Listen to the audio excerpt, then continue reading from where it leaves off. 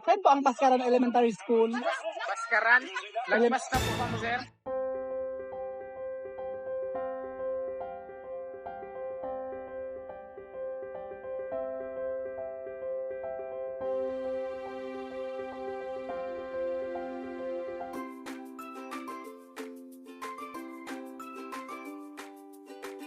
Hello, si Nicole Yaneta po ini, taga Baskaran.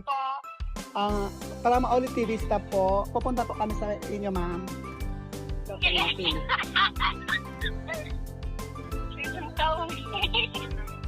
Puro 4 delivery po. Baskaran talaga.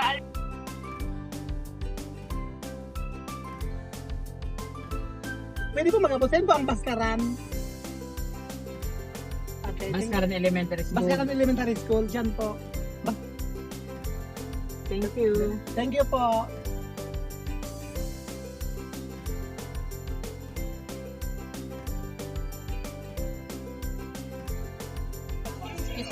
Excuse po, ma'am. Sir, pwede pong mag-apot. Saan po ang Baskaran Elementary School? Baskaran? Lagpas na po kami, sir. Yung po, so, Villa Alegre. Lagpas lang Villa Alegre, may palaog. Yun na po ito, elementary. Okay, salamat po. Ako dyan yung po kamo. Thank you. Ako, thank you. So hello Alinatics. So finally napuntahan na po namin after na napagdaanan ng mga palapwas-lapwas, but still we're here na po sa Baskaran Daraga Albay, Purok 4, Dalipay. So ayan si Ate Nicole Yaneta. Ito po mga Kalinatics. Ito yung comment niya mga Kalinatics. Sana po ako ang mabigyan ng pagkakataon na mapili niyo Santa Oli. Sobrang laking tulong na po sa amin ang bigas po.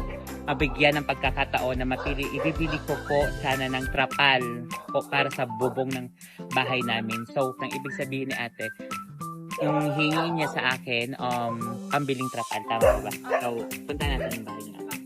Para makalinatics.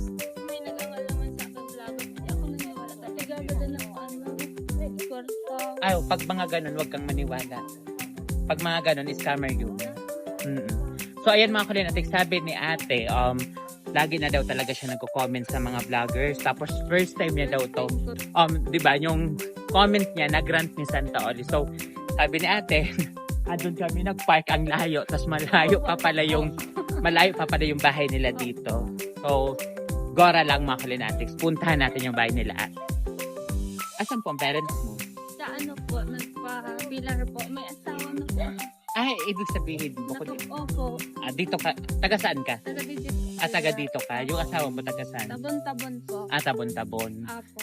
So yung tinitirahan nyo, pinundar na ninyo yun ang Opo. mag-asawa. Ning ano, ang bubong niya, dahon niya yung Pero at least, Opo. kahit pa nakabukod na kayo. Pero pag mga ganyan, paunti-unti, yung pangarap mong bahay, basta sikapan ng asawa mo, mabubuyan ate. Thank you. Naka-restro ka na po, hindi? Opo. Thank you po talaga. Welcome ate. Ibig sabihin, para sa inyo nag-andaw na yung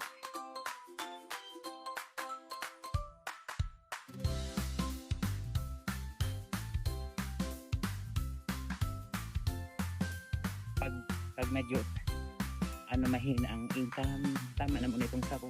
Opo. Nag-ano na ako, family planning. Oo. Pag medyo okay, hindi dagdagan. Nag-daycare po. Nagkaklase na. Opo. Okay. Ilang taon ka na ate? 22 po. 22 na. First time ko itong mga Kalinatics makapunta sa Baskaran. Ayan na. Layo-layo. Malayo yung galing doon sa pinarka namin papunta dito sa loob ng bahay nila ate.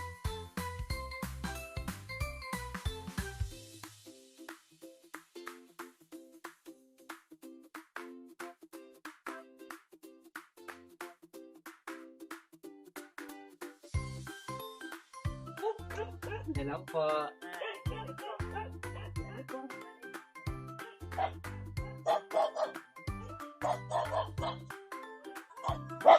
So ayan mga Kalinatics, finally ng napakahabang lakaran. Heto na, narating na po natin yung bahay ni ate. Ate Nicole, si ate Nicole Yaneta. So ito po yung asawa ni ate. Anong pangalan mo po? Kian po. Hello po. So ayan, nanalo po kayo kuya ng Ito po, 1,000 cash. Ayan po, para po yan sa inyo. Hello baby, ano pala ni baby? Si Kurt. Si Kurt ay nag-aaral na. Thank you po. 1,000 plus 5 kilo rice. Thank you po. Para po yan sa inyo. Welcome. And deserve na deserve din po to na siguro kaya dinala ako dito dahil needs nyo po talaga ng cash tapos 5 kilo. So ayan mga Kulinatics, diba? Sabi ko sa inyo, kahit nasan man kayo, kahit napakalayo, lalakarin ko yan mga Kulinatics. Pupuntahan namin kayo. Kaya comment lang ng comment mga Kulinatics. Katulad ni na Ate Nicole. Ayan, kahit malayo, binigyan natin ng blessing mga Kulinatics. Kaya don't lose hope. Comment lang ng comment dahil malay mo sa next video ko mga Kulinatics, yung comment mo ang aking mapusuan at mabibigyan ka ng blessing. I love you all. Oli-oli lang. Mwah. Cheers!